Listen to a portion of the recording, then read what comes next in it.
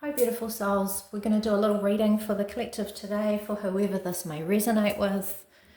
Just touching base, we're going to be working with the Memento Mori, Oracle and the future ancestors and seeing what our ancestors' wisdom might be speaking to us today and what energy will uplift with the pillars of strength, love, joy, peace and truth and guiding us today moving forward on our path. I hope you're all well.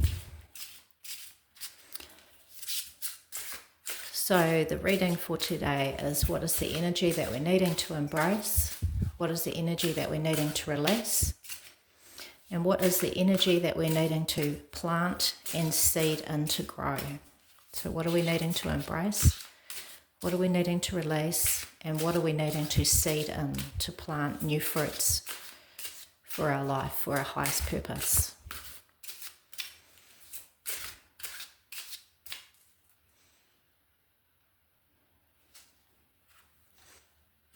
Okay, so embracing strength, releasing, this is the death card, so there's something that needs to be acknowledged and released and let go of. And that strong, we're looking at strength and death and the moon.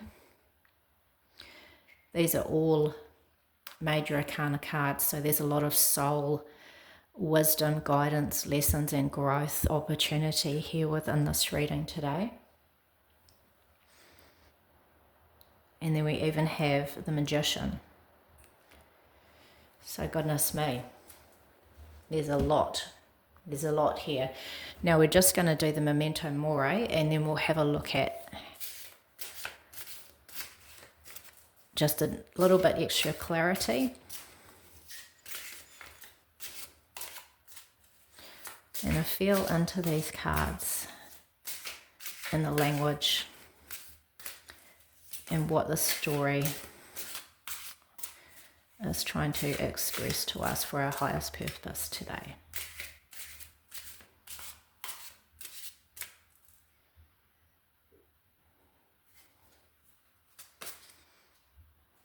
Okay, we have the urn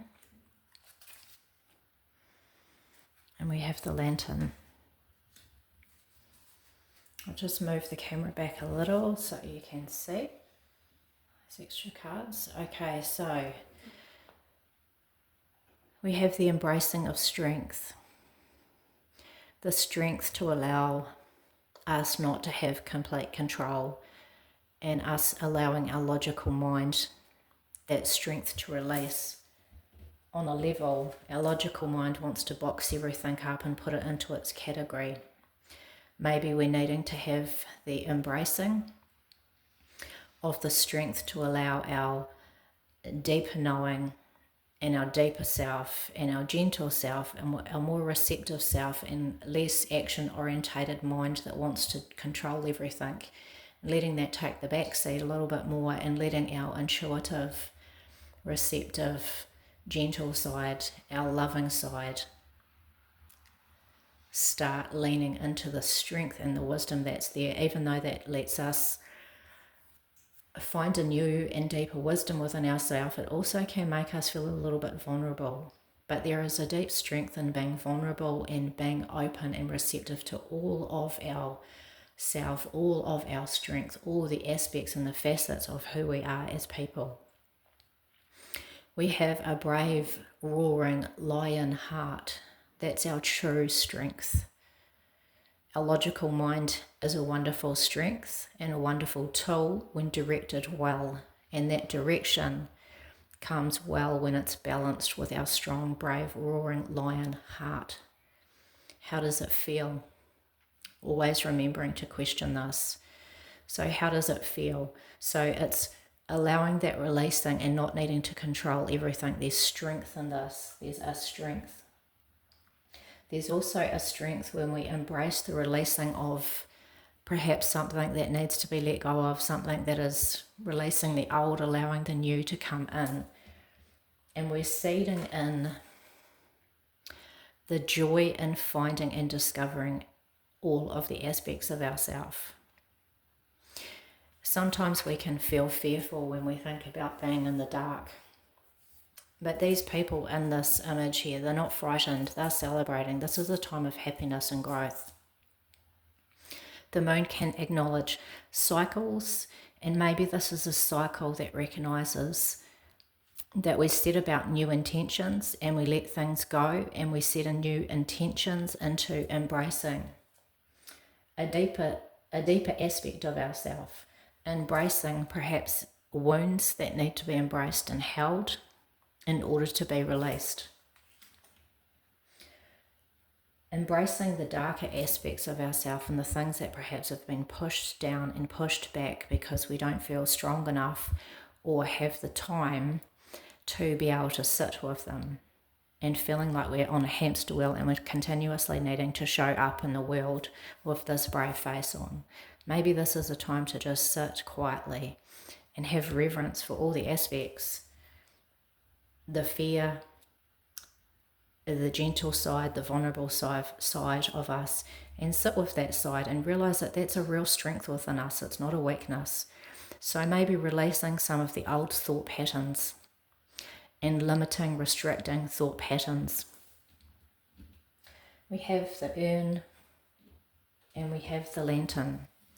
Now, when I see the urn, it can represent things that have passed, but it's having a reverence also. When we think of people having the ashes of a loved one in the urn, it's a place of remembrance, reverence, reflection.